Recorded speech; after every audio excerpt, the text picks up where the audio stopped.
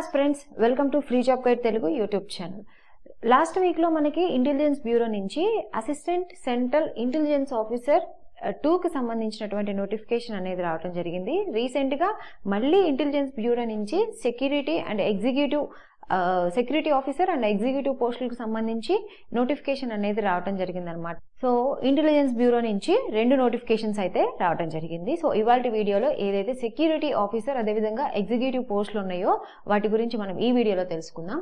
ఇక్కడ చూసినట్లయితే ఈ వీడియోలో భాగంగా డిజిగ్నేషన్ ఆల్రెడీ మీకు చెప్పాను. తర్వాత ఎన్ని నెంబర్ ఆఫ్ వేకెన్సీస్ ఉన్నాయి, ఇంపార్టెంట్ డేట్స్ ఏంటి, శాలరీ ఏంటి, ఎలిజిబిలిటీ క్రైటీరియా ఏంటి, స్కీమ్ ఆఫ్ ద ఎగ్జామినేషన్ అనేటువంటిది ఏ విధంగా ఉంటుంది అనేటువంటి అన్ని అంశాలన్నీ కూడా మనం ఈ వీడియోలో తెలుసుకుందాం.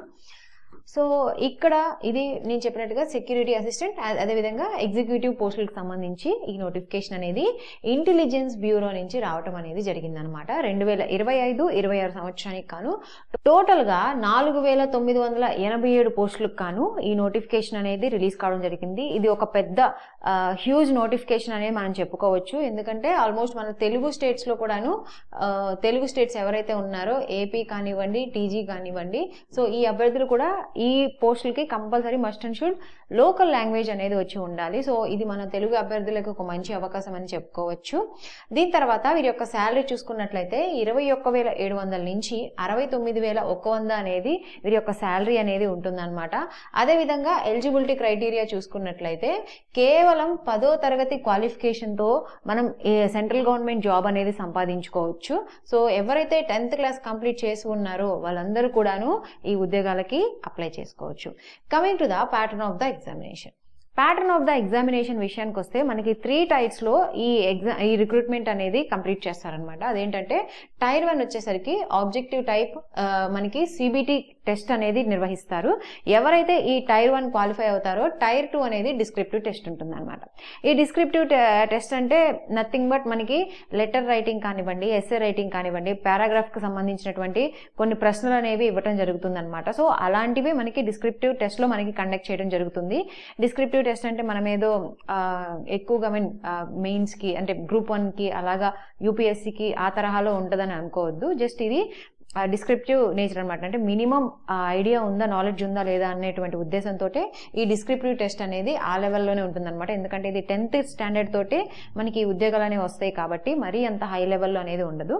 సో జస్ట్ మనకి ఆల్రెడీ మనం 10th క్లాస్లో లెటర్ రైటింగ్, పారాగ్రాఫ్ అంటే రీడింగ్ కాంప్రహెన్షన్ టైప్ క్వశ్చన్స్ అనేవి వస్తూ ఉంటాయి కదా. సో ఆ తరహా అయినటువంటి ప్రశ్నలు అనేవి ఈ డిస్క్రిప్టివ్ టెస్ట్ లో అనేవి ఇవ్వడం జరుగుతుంది అనమాట. ఎవరైతే ఈ డిస్క్రిప్టివ్ క్వాలిఫై అవుతారో పర్సనాలిటీ టెస్ట్ అంటే ఇంటర్వ్యూ అనేది కండక్ట్ చేసి ఈ ఉద్యోగాలకి ఎంపిక చేస్తారు. ఈ విధంగా అనేది దీని యొక్క ప్యాటర్న్ అనేది ఉంటుందన్నమాట. దీని తర్వాత ఏజ్ విషయానికి వస్తే మినిమం ఏజ్ వచ్చేసరికి 18 సంవత్సరాలు, మాక్సిమం ఏజ్ వచ్చేసరికి 27 సంవత్సరాలు అనేది ఉందన్నమాట. దీంతో పాటు గవర్నమెంట్ ఆఫ్ ఇండియా రూల్స్ ప్రకారం మనకి ఏజ్ రిలాక్సేషన్స్ అనేవి కూడా ఇవ్వడం జరిగింది. ఎవరైతే ఎస్సీ, ఎస్టీ, బీసీలు ఉంటారో అదేవిధంగా ఎక్స్ సర్వీస్ మెన్ వీళ్ళందరికీ కూడాను రిలాక్సేషన్స్ ఉంటాయి గవర్నమెంట్ ఆఫ్ ఇండియా రూల్స్ ప్రకారం. ఎవరైతే ఎస్టీలు ఉంటారో వాళ్ళకి 5 years పాటు ఏజ్ రిలాక్సేషన్ అనేది ఉంటుంది. బీసీలు ఎవరైతే ఉంటారో వాళ్ళకి 3 years పాటు, అదేవిధంగా ఎక్స్ సర్వీస్ మెన్ కి so government of India rules ప్రకారం అనేది వీళ్ళందరికీ కూడాను ఏజ్ రిలాక్సేషన్ అనేది ఉంటుంది. బట్ మినిమం వచ్చేసరికి 18 years ఉండాలి, మాక్సిమం వచ్చేసరికి 27 years అనేది ఉండాలి. తర్వాత డేట్ ఆఫ్ అప్లికేషన్ విషయానికి వస్తే 26 అంటే ఇవాల్టి నుంచే మనకి అప్లికేషన్ డేట్ అనేది కూడాను ఆన్లైన్ లో స్టార్ట్ అయిందనమాట. సో అప్లికేషన్ లింక్ అనేది కూడాను నేను మీకు కింద డిస్క్రిప్షన్ లో మెన్షన్ చేస్తాను.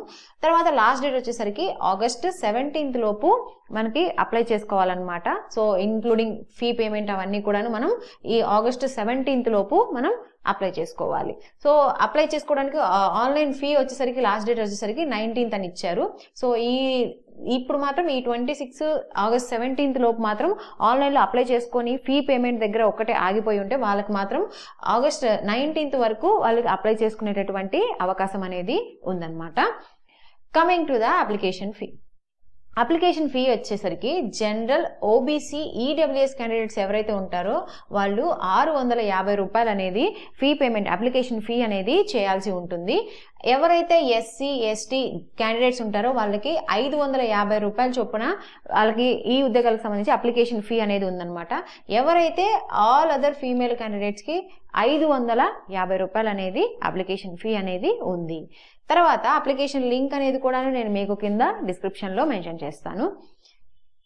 సో ఇది ఇంటెలిజెన్స్ బ్యూరో నుంచి వచ్చినటువంటి సెక్యూరిటీ అసిస్టెంట్ అదేవిధంగా ఎగ్జిక్యూటివ్ పోస్ట్కి సంబంధించినటువంటి నోటిఫికేషన్కి సంబంధించినటువంటి పూర్తి వివరాలు.